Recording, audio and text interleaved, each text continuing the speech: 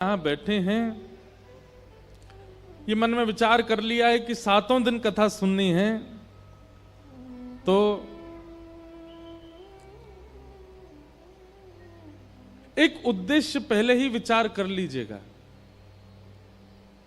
उद्देश्य क्या है, कारण क्या है, यहां भागवत के श्रवण का या महाराज जी के श्रवण का उद्देश्य क्या है, इसके पीछे आप चाहते क्या हैं, वो पहले ही विचार कर लीजिएगा। आज ही विचार कर लीजिएगा, तभी कथा का वह सुख, वह लाभ आपको मिल पाएगा। आइए, कल तो हमने महात्म्य सुना था, आज प्रथम स्कंद से कथा का प्रारंभ करते हैं।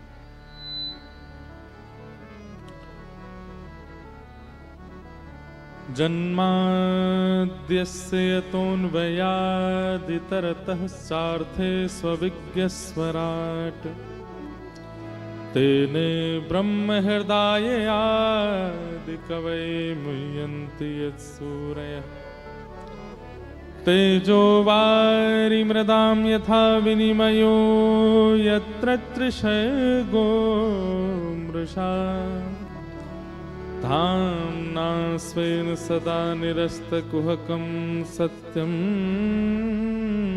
परम धीमहि।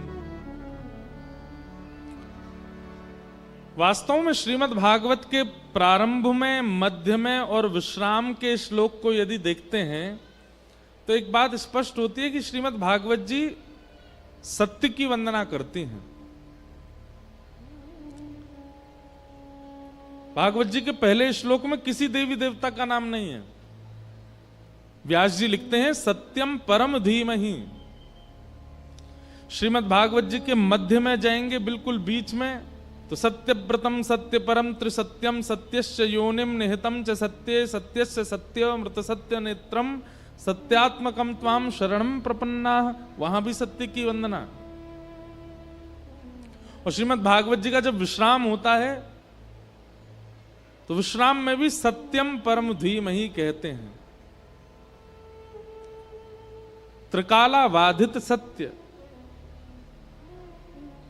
प्रारंभ, मध्य और विश्राम, तीनों में सत्य है। इससे ये बात स्थापित होती है, ये बात प्रस्तावित होती है कि परम सत्ता जो भी हैं उनके रूप स्वरूप भिन्न हो सकते हैं, परंतु हैं वो परम सत्य ही परमात्मा है। एक बात बहुत ध्यान से सुनिएगा,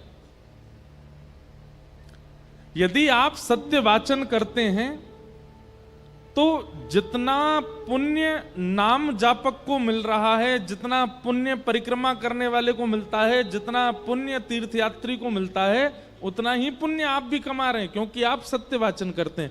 पर सत्य कहां बोलना चाहिए और कैसे बोलना चाहिए, यह भी आध्यात्म ही सिखाता है। कई जगह ऐसी है वहां पर सत्य वाचन गलत हो जाएगा।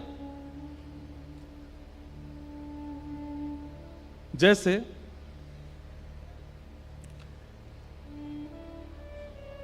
छोटे से बालक ने कुछ बनाया और बना करके आपको दिखाया। अब आप जानते हैं कि ये वस्तु बनी अच्छी नहीं है, उसको देख के हंसी आ रही है, लेकिन बालक पूछे मैंने कैसा बनाया, तो आप सत्य बोलोगे, ए तुमने तो बर्बाद कर दिया, महा बेकार बनाया, ये कोई अच्छा है। और वहां आप अगर सत्य बोलेंगे तो वो एक बालक को कष्ट पहुंचाने के रूप में वो सत्य जो है अधर्म हो जाएगा। वहां आपको झूठी बोला, अरे ये तो बहुत सुंदर बनाया, अरे ये तो बहुत प्यारा है, इसको हम फ्रेम करवा के लगवा देंगे। अब वो लगवाओ चाहे मत, पर बालक की उस क्रिया पर आपका एक सहज प्रेम होता है, बालक की उस क्रिया पर आपका सहज सत्य होता है। वहां पर असत्य बोलना भी पाप जन्य नहीं होता, परंतु वही बालक 20 वर्ष का हो जाए, 21 वर्ष का हो जाए, एक बोध स्थिति में आ जाए और उसके बाद भी वही वैसी क्रिया बनावे, वैसा ही कुछ बनावे जो उसने 5 साल की उम्र में बनाया, तो आप नहीं सत्य बोलोगे तो आप गलत करोगे, तो आपको तो सत्य बोलना पड़ेगा। तब भाई देखो ये तुम बुरा नहीं मानो, लेकिन ये अच्छा नहीं बना है, तुमको इसमें ऐसा करना चाहिए। अब जो भी चीज बनाई हो, सत्य कहां बोलना चाहिए, कैसे बोलना चाहिए, कब बोलना चाहिए, यह भी आध्यात्म सिखाता है। अब सुनाम में हम आए तो हमसे किसी ने कहा, महाराज जी कल एक परिवार आपसे मिला था। मैंने कहा वहां हम अपने बेटे का ब्याह करने का विचार कर रहे हैं, उनकी बेटी, परिवार आदि तो सब अच्छा, बेटी से हम मिले नहीं, बेटी अच्छी है, अब मुझे क्या कहना चाहिए। अब मुझे तो याद ही नहीं है कि वो बेटी थी कैसी, कौन सी थी, लेकिन कहीं अगर संबंध हो रहा हो तो वहां सत्य ही बोल, हाँ बहुत अच्छी थी, बहुत बढ़िया थी, अपनी तरफ से 4 बातें और बोल दें, इसमें कोई झूठ नहीं है, इसमें कोई गलत नहीं है। आध्यात्मिक होना कई बार केवल भगवत प्राप्ति नहीं कराता, एक सुंदर मानव भी बनाता है। कथाएं सुनने से, सत्संग करने से आप केवल ठाकुर जी से मिलोगे, केवल सन्यासी विरक्त होके भगवान से मिलोगे, ऐसा नहीं है, आप एक सुंदर मानव भी बनोगे। विवेक बुद्धि को जागृत करती है भागवत की कथा, और ये विवेक बुद्धि जिसकी जागृत हो जाए, समझ जाओ उसको सत्य परमात्मा की प्राप्ति हो गई है। कई बार ऐसा होता है कि 50 वर्ष की आयु होने पर भी विवेक नहीं उठा, और कई बार ऐसा होता है कि 18 वर्ष की आयु में विवेक इतना जागृत हो गया है कि वो व्यक्ति 18 वर्ष की आयु में वो हासिल कर लेता है जो 25, 30, 45 वर्ष की आयु में भी नहीं कर पाए। परंतु एक बात हम स्पष्ट रूप से कह दें, सत्संग करने वाले लगभग हर व्यक्ति का विवेक जागृत होता है, उसको विवेक बुद्धि प्राप्त हो जाती है। इसलिए वेद व्यास जी महाराज ने भागवत में प्रारंभ में, मध्य में और अंत में किसी देवी देवता को वंदन नहीं किया। क्या कहते हैं? सत्यम परम धीमहि, मैं परम सत्य को वंदन करता हूं, जो परम सत्य है मैं उसे वंदन करता हूं। परम सत्य परमात्मा है। आप सारे काम गलत करते हो, झूठ बोलते हो, झूठा खाते हो, झूठे ही रहते हो, सब झूठ से ही आपका प्रारंभ होता है, असत्य सब। लेकिन आप नित्य बिहारी जी का दर्शन करते हो, नित्य बिहारी जी का स्मरण करते हो, तो आपका दर्शन और स्मरण किसी कार्य का नहीं है, क्योंकि आपके व्यवहार में सत्य नहीं है। रावण भी रोज शंकर जी का अभिषेक करता था, रावण भी रोज त्रिपुंड लगाता था, रावण भी रोज नई नई स्तुतियां बना करके महादेव के सामने गाता था। लेकिन ऐसी भक्ति का क्या, जहां तुम नित्य पूजन तो करते हो, नित्य तिलक तो लगाते हो, नित्य आराधन तो करते हो, पर अपने व्यवहार को नहीं बदल रहे हो, ऐसे पूजन का क्या फायदा। हमारी बात बिल्कुल स्पष्ट रूप से मान लीजिए, कथा परिवर्तन करती है, और वो परिवर्तन यदि नहीं दिख रहा है तो अभी सत्य परमात्मा की प्राप्ति आपको हुई नहीं। सत्यम परम धीमहि, ऐसे परम सत्य को हम प्रणाम करते हैं और प्रार्थना करते हैं कि हे नाथ, इस कथा के श्रवण से कुछ तो परिवर्तन चित्त में आवे, थोड़ी परिवर्तन की स्थिति तो हमारे चित्त में बने। भागवत जी के 2वें श्लोक में 4 बातें हैं, विषय, अधिकारी, संबंध और प्रयोजन। धर्म प्रोजित कही तवोत्र परमो, निर्मत्सराणाम सताम, वैद्यम वास्तवमत्र वस्तु शिवदम, तापत्रयोन्मूलनम। श्रीमद्भागवते महामुनिकृते किंबा परैरीश्वरः सद्यो हृद्यवरुध्यते त्रिकृतभिः शुश्रूषुभिस्तत्क्षणात्। बहुत सावधानी से सुनो। विषय, अधिकारी, संबंध और प्रयोजन। आप सब लोग कथा पंडाल में आ तो गए, लेकिन अगर ये 4 फैसिलिटीज, या फिर फैसिलिटीज तो नहीं, पर 4 गुण यदि आपके अंदर नहीं है, तो इस कथा सुनने से भी आपके जीवन में परिवर्तन नहीं हो सकता। कौन कौन से? बहुत ध्यान से सुनो। सबसे पहला, धर्म प्रौजित कई तमोत्र परमो। आपका रुझान परम धर्म के प्रति यदि नहीं है, परम धर्म किसे कहते हैं? धर्म और परम धर्म 2 बातें हैं। धर्म का अर्थ होता है अपनों का कल्याण, उसको कहते हैं धर्म। जैसे देश का कल्याण, बुजुर्गों का कल्याण, परिवार का कल्याण, बालकों का कल्याण, हमारे शहर के जनों का कल्याण। ये कल्याण के लिए जो आपके अंदर रुचि आती है सब जनों के लिए, उसको कहते हैं धर्म।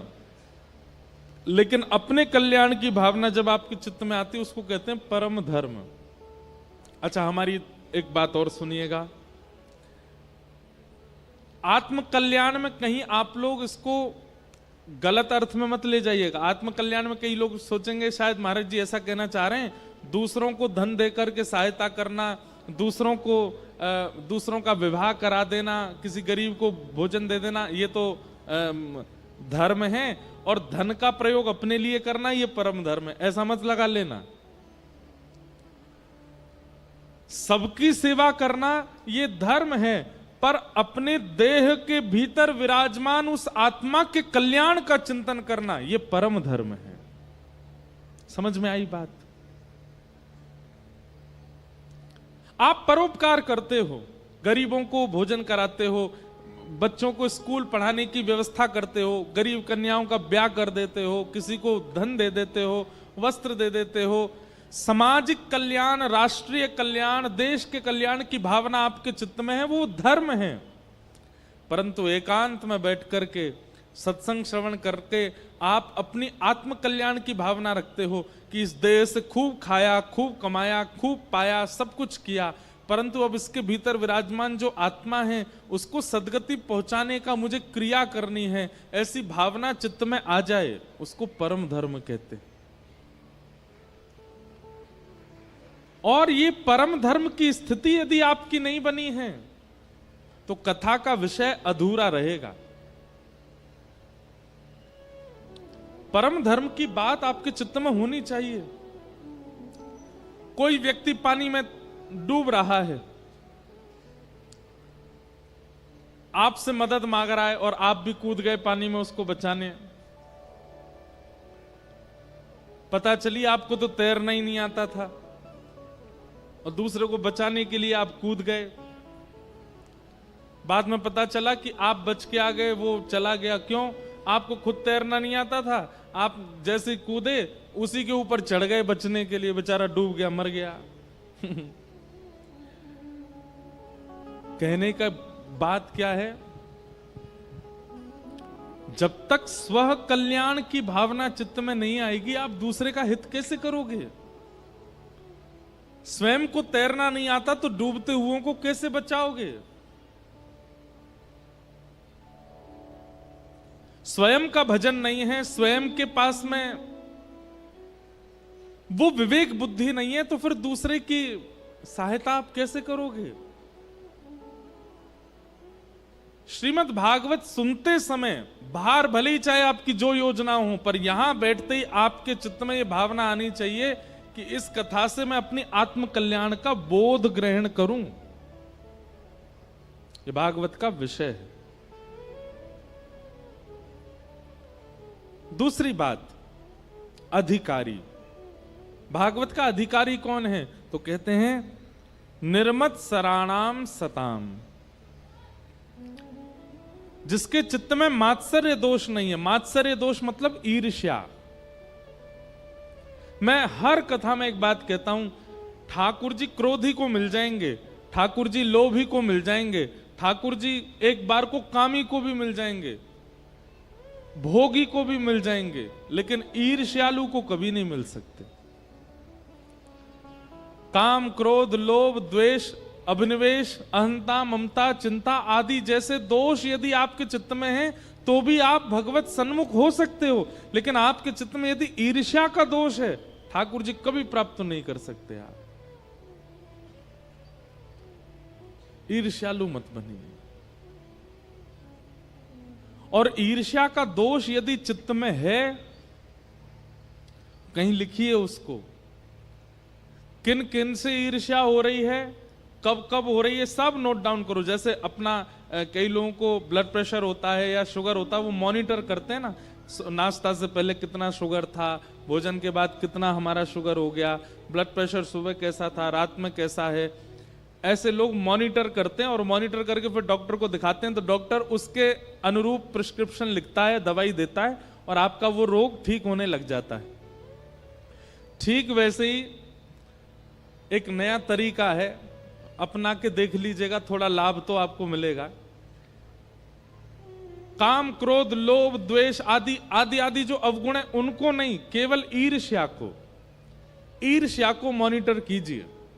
कब कब ईर्ष्या होती है, किसको देख के ईर्ष्या होती है और कैसी बातें सुन के ईर्ष्या होती है।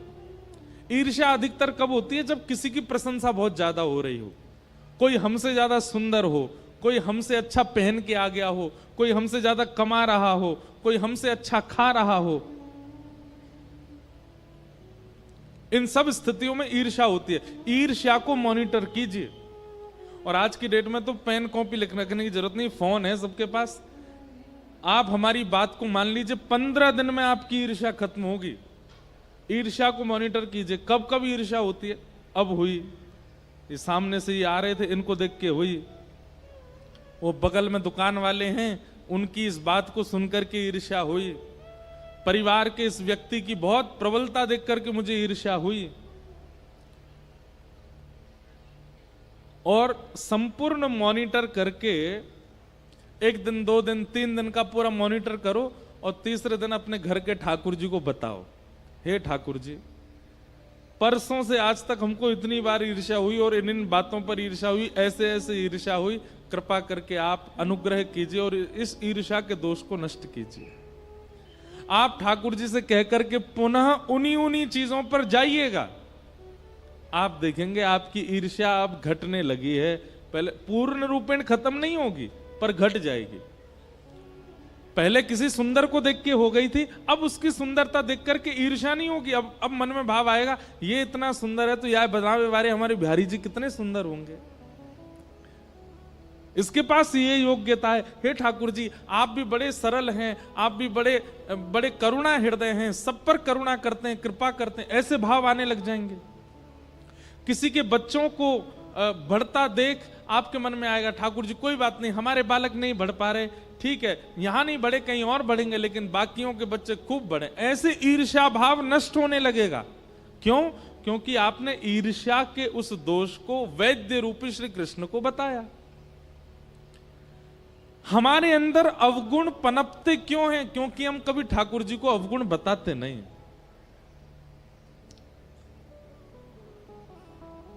अपने अवगुणों को मॉनिटर कीजिए और मॉनिटर करके ठाकुर जी को बताइए, ठाकुर जी से कहिए।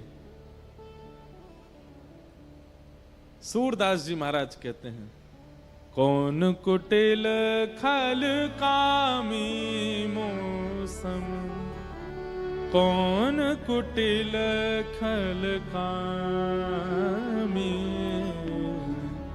कौन कुटिल खल कामी मौसम, कौन कुटिल खल कामी, जो तन दियो ताहि बिसरायो, जो तन दियो ताहि बिसरायो, ऐसो नमक हरामी मौसम, कौन कुटिल खल कामी, कौन कुटिल खल कामी मौसम, कौन कुटिल खल कामी। सूरदास जी जैसे भक्त जिन्हें कहा जाता है सूरदास कौन है? बोले भक्तों के जहाज हैं। बोले सूरदास जी जहाज हैं, जिस जहाज में बैठ करके ना जाने कितने असंख्य भक्तों ने भगवत प्राप्ति कर ली। वो सूरदास कह रहे हैं कौन कुटिल खल कामी मौसम। इससे ये बात प्रमाणित होती है कि ठाकुर जी को एकांत में बैठ करके यदि व्यक्ति अपने अवगुण बतावे तो ठाकुर जी धीरे धीरे उस अवगुण को नष्ट करते। हमारे बिहारी जी को देखो, राधा रमन राधा वल्लभ जी को देखो। मैं कथाओं में कहा करता हूं ठाकुर जी वंशी ही क्यों धारण करते हैं अपने अधर पर। ठाकुर जी ने इतने सारे वाद्यों में केवल वंशी को ही क्यों चुना? क्योंकि बाकी के जितने भी वाद्य हैं ना, पोले सब होते हैं अंदर से, पर सब अपने पोलेपन को छुपा के रखते हैं। वंशी एकमात्र ऐसी है, वो जैसी है ठाकुर जी को प्रस्तुत कर देती है स्वयं को। ढोलक है और भीतर से तो खाली पड़ी है, लेकिन दोनों तरफ से खुद को ढक रखा है। तबला है, भीतर से खाली है पर दोनों तरफ से ढक रखा है। सितार है, वो सितार का तंबूरा होता है पीछे, वो कद्दू के फल से बनता है शायद। पोला होता है अंदर से लेकिन छुपा रखा है। हारमोनियम बाजा है, भीतर इसमें खूब खालीपन होता है पर छुपा के रखता है। सारे वाद्य अपने आप को छुपा करके रखते हैं। एकमात्र वंशी ऐसी है जो अपने समस्त खालीपन को ठाकुर जी के आगे प्रस्तुत कर देती है। मतलब अपने दोष को छुपाती नहीं है ठाकुर जी, इसलिए ठाकुर जी उसको अधर पर धारण करते हैं। दो कारण, अवगुण ठाकुर जी के सन्मुख कह दो तो अवगुण सद्गुण हो जाएगा, और अवगुण यदि ठाकुर जी को बता दिए गए तो ठाकुर जी स्वीकार कर लेते हैं। ठाकुर जी कहते हैं भैया या में कोई लाग लपेट ना है, जे ने को वो अपने आप पे छुपावे ना है, जैसो है वैसो आगो मेरे सामने। भागवत में कथा आती कुब्जा, 3 जगह से कमर टेढ़ी उसकी। जब ठाकुर जी के सन्मुख से निकली, उसने अपने उस अंतरंग दीन स्वरूप को ठाकुर जी से छुपाया नहीं। भगवान उससे बात करने लगे तो कुब्जा बोली आप मुझसे चर्चा मत कीजिए। क्यों? आप त्रिभुवन सुंदर हैं और मैं अत्यंत कुरूपणी। मुझसे चर्चा करते हुए कोई आपको देख लेगा तो आपके ऊपर प्रश्न उठाएगा।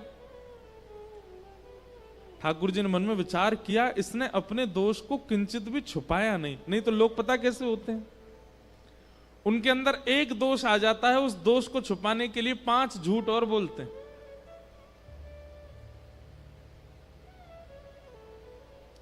लेकिन कुब्जा ने किसी भी प्रकार से ठाकुर जी के आगे अपने आप को छुपाया नहीं। मैं ऐसी ही हूं नाथ, पर आप मेरे समीप मत आओ। भगवान बोले जो अपना दोष स्वीकार करता है वो मुझे बहुत प्रिय है, इधर आओ।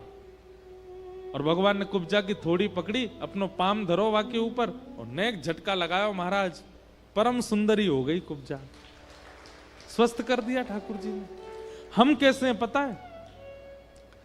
बाहर तो सारे गलत क्रियाएं करके आते हैं, लोगों के प्रति दुर्भाव रख के आते हैं, पत्नी पर क्रोध करके आते हैं, बच्चों को भला बुरा सुना के आते हैं, और मंदिर में आकर के चंदन फोटा लगा करके ऐसे बन जाते हैं बिल्कुल हाँ इनसे बड़ा कोई भक्त नहीं है महाराज।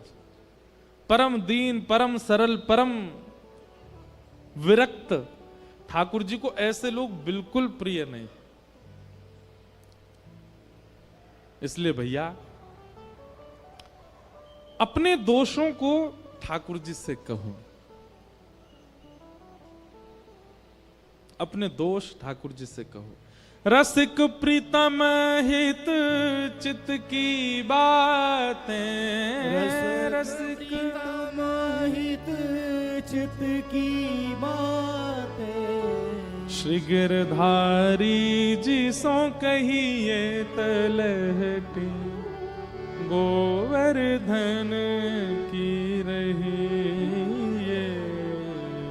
गोवर्धन की रही तरहटी, गोवर्धन की रही। रसिक प्रीतम हित चित की बातें, श्री गिरधारी जी सो कहिए तलहटी, गोवर्धन की रही।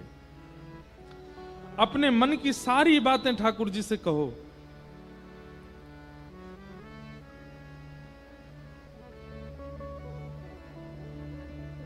एक लीला चरित्र मुझे याद आया तो मन में भाव आया, सुनाऊं।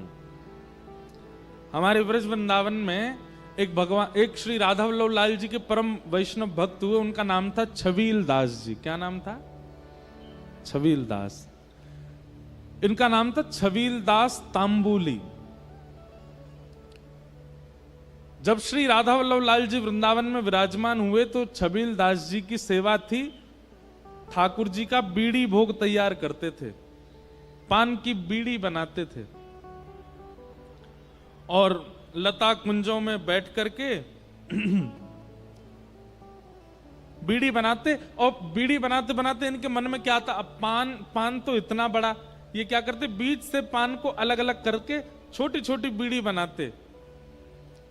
कोई इनसे पूछता, बोले आप पान को बीच से अलग करके छोटी छोटी बीड़ी क्यों बनाते? तो कहते हैं दो भाव हैं इसके प्रति। बोले क्या? हमारे ठाकुर जी भी युगल हैं तो बीड़ा भी युगल जानी चाहिए।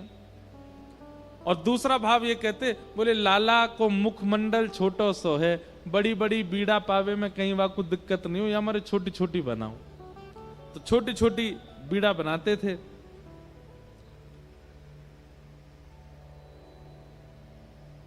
लेकिन जब बीड़ी बनाते थे तो मन में इनके भाव आता था कि पता नहीं श्री ठाकुर जी हमेशा चांदी के पात्र में बीड़ी भर के मैं धर आता हूं मंदिर में, कभी ऐसा सौभाग्य मिलेगा कि मैं बीड़ी बनाऊं और ठाकुर जी मुंह खोल के मेरे सामने बैठ जाएं, वो मोते कहें ले चल अपने हाथ से मुंह पवा दे।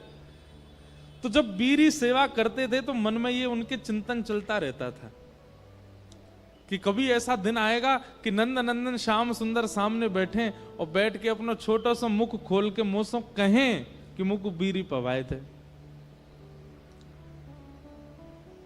आहा,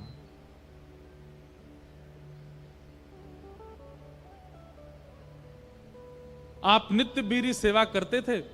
एक दिन श्री हितरवंश महाप्रभु जी विराजमान थे और वो इनकी सेवा से इतने प्रसन्न थे। देखिए, सेवा कोई ना कोई चिंतन करते हुए करनी चाहिए ठाकुर जी की।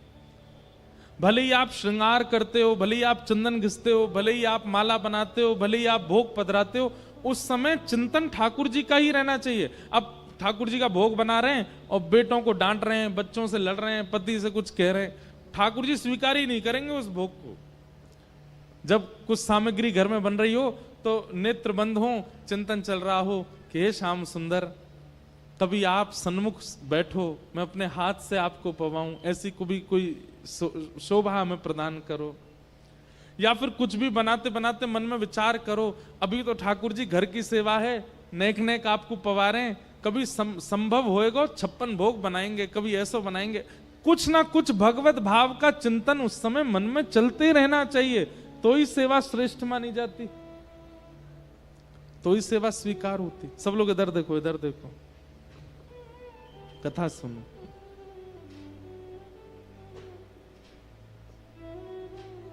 आहा, तो छबील दास हितरवंश महाप्रभु की दर्शन को गए तो महाप्रभु जी बोले, मैं निज सेवा में भीतर जाऊं और तेरी बीरी भोग को देख करके राधा वल्लभ लाल जी प्रसन्न हो जाएं। बोलो वृंदावन बिहारी लाल की, श्री राधा रमण लाल की,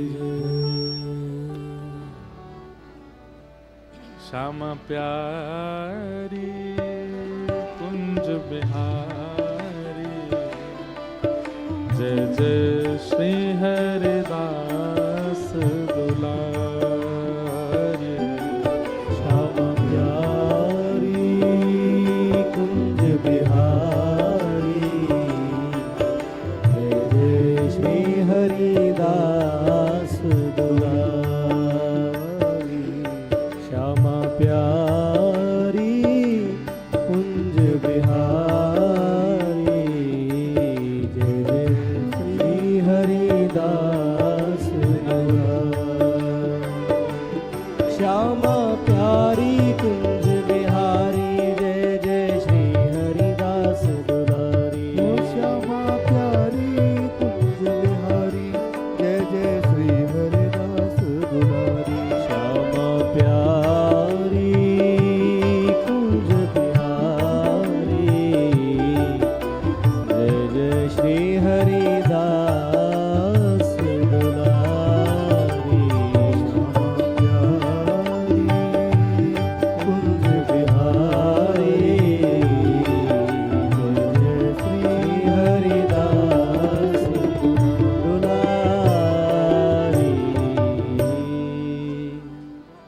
श्री वृंदावन बिहारी लाल की। परम आनंद परम सुख हमारे श्री कुंज बिहारी लाल जी के परम लाडले और श्री गिरिराज जी को अत्यंत सुख दे में ऐसे हमारे बाबा चित्र विचित्र जी महाराज पधारे हैं। आपको खूब खूब वंदन। और ठाकुर जी की तो ऐसी कृपा है रही है कि हम ब्रज में ना मिल पामे दोनों, पंजाब में मिलनो है रो हमारो। तो अभी कुछ दिन पहले अमृतसर में मिले और अब यहाँ सुनाम में मिल रहे हैं। इतनो मिलन तो हमारो ब्रज में ना है पाए जितनो पंजाब में है रो। आप सबन को धन्यवाद कि रसिक जनन को मेल मिलाप ये पंजाब की भूमि करवा रही हो, आप सब करवा रहे हैं। या के कार्य या के काजे हम आप सबन को धन्यवाद कहें और यूं कहें बिहारी जी आपको भी ऐसे रसिकन से मिलवाते रहे।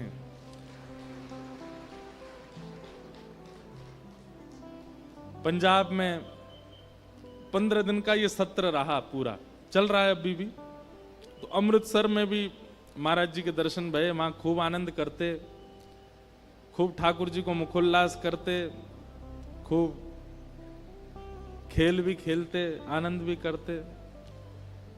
और फिर जब ये चले गए तो फिर ऐसा लगो कि मानो कोई कछु चलो तो गयो, लेकिन आज फिर ते यहीं पंजाब में ही मिलना भयो है। अब पंजाब सुना ब्रज सो ही लग रहा है। क्यों? ब्रज वही जो रसिक दर्शन करावे।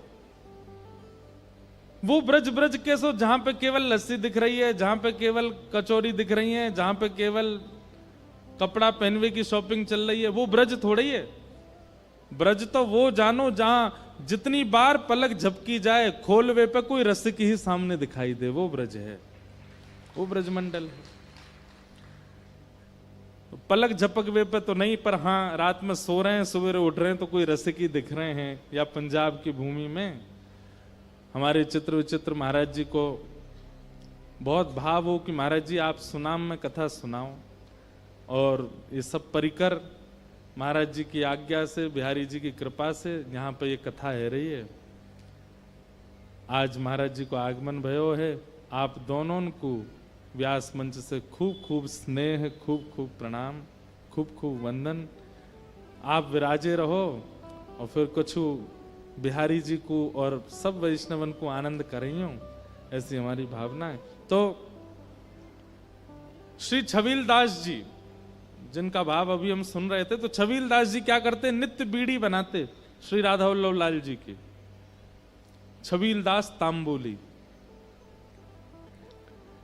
तो छोटी छोटी बीड़ी बना के उनके मन में आती कि लाल जी स्वीकार करेंगे,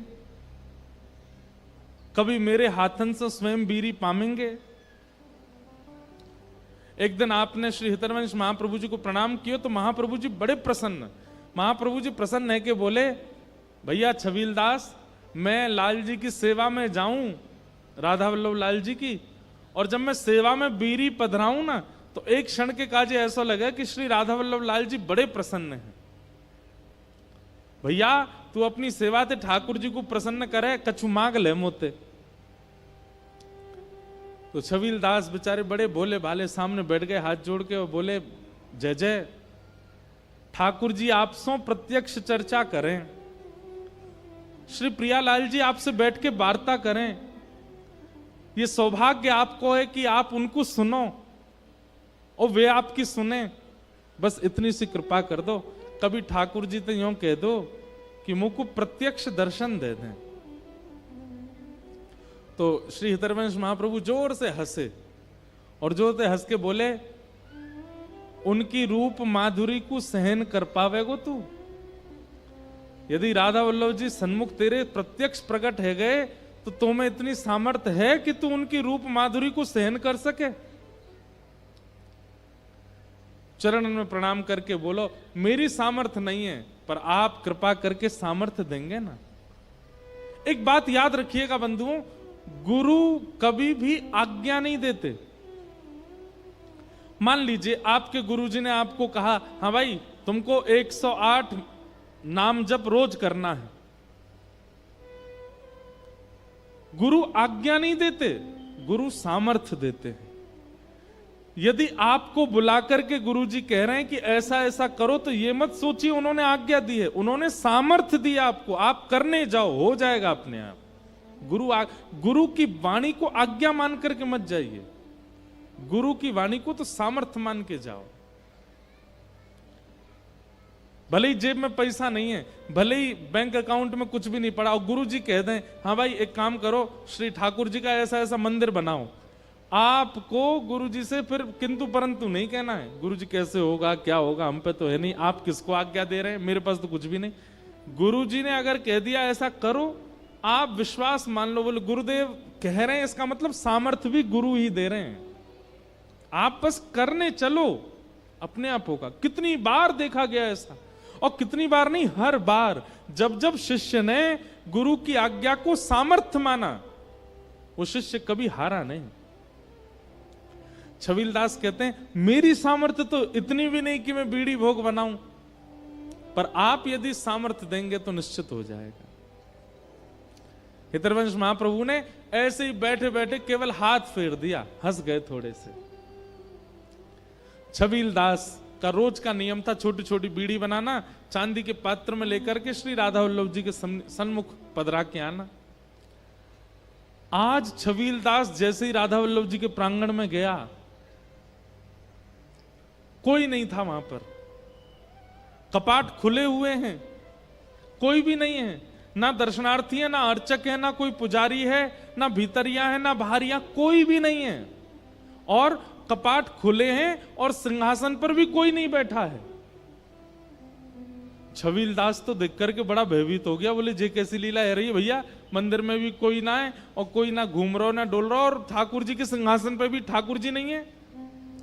घबरा गया। जैसे उसने चारों ओर देखा, तभी एक नव निकुंज थी, वह निकुंज में से सुंदर पीतांबरी पहने, नील वर्ण श्याम सुंदर, अद्भुत शीश पर मणियों का मुकुट धारण किया है, कटाक्ष नेत्र हैं, मुख में लालिमा है, गोल गोल गाल चमक रहे हैं, और ठाकुर जी त्रिभंग लली श्याम सुंदर मटक मटक के चलते भय आ रहे हैं। और निकुंज में से जैसे ही सन्मुख आए, छबीलदास तो देख करके आंखन की पलक झपकनो भूल गयो, श्वास लेनो भूल गयो, हिलनो डुलनो भूल गयो, वो तो यूं भूल गयो मैं कौन हूं, मेरो नाम का याददाश्त चली गई बाकी। और ठाकुर जी एक वृक्ष से टेक लगा करके टेढ़े खड़े है गए और छबीलदास को देखने लगे, और धीमे से बोले अरे खड़ो ही रहेगो, बीरी बना के लायो है, पवावेगो ना, चल आ जल्दी बीरी पवा दे मोकू। छबीलदास ने कभी विचार किया था कि श्याम सुंदर सन्मुख आए और मेरे हाथ से बीरी पाए। धीरे धीरे चल रहा है, पैर रख कहीं रहा है, जा कहीं रहे हैं, स्थिति तन की उसके वश में नहीं रही। धीमे से ठाकुर जी ने हाथ पकड़ो, कहां को जा रहा हो भैया, मैं यहां खड़ा हूं, इतकू आ। और सामने खड़े करके बोले चल अब बीरी पवा दे मोकू। छबीलदास के हाथ कांप रहे हैं, ठाकुर जी अपने हाथ से पकड़े, बोले घबरावे मत, मैं कोई हवा थोड़ा ही हूं, जय जय हूं मैं, पवा दे। जैसी छबीलदास ने बीड़ी लेकर के ठाकुर जी को पाई, ठाकुर जी ने पूरी नहीं पाई, नेक बीड़ी लेकर के अपने कोमल मोतीन जैसे दांतन से नेक बीड़ी खाए के और अपने हाथ से बची हुई बीड़ी पकड़ के छबीलदास के मुख में डाल दी। और जैसे ही, अब बताओ आगे कहा भयो होगो, जैसे ही छबीलदास ने वो बीड़ी पाई, उसी समय देह त्याग दिया और निकुंज में प्रवेश कर गया ठाकुर जी के। ऐसे हमारे श्री ठाकुर जी सेवा भाव। जय श्री कृष्ण, जय।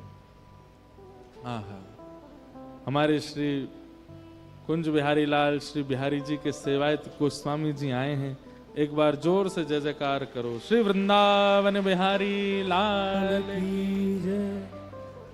आहा, अब तो ने एक भाव से गाई लो, श्यामा प्यारी कुंज बिहारी जय जय श्री हरिदास दुलारी। श्याम प्यारी कुंज बिहारी जय जय श्री हरिदास दुलारी। श्याम प्यारी कुंज बिहारी जय जय श्री हरिदास श्याम प्यारी कुंज बिहारी करताल बजा के गाओ। जय श्री हरिदास दुलारी। ओ श्यामा प्यारी कुंज बिहारी जय जय श्री हरिदास दुलारी। ओ श्यामा प्यारी कुंज बिहारी जय जय श्री हरिदास दुलारी। श्यामा प्यारी कुंज बिहारी जय जय श्री हरिदास दुलारी। श्यामा प्यारी कुंज बिहारी जय जय श्री हरिदास दुलारी। श्यामा प्यारी कुंज बिहारी जय जय श्री हरिदास दुलारी। श्यामा प्यारी कुंज बिहारी जय श्री हरिदास। ओ श्यामा प्यारी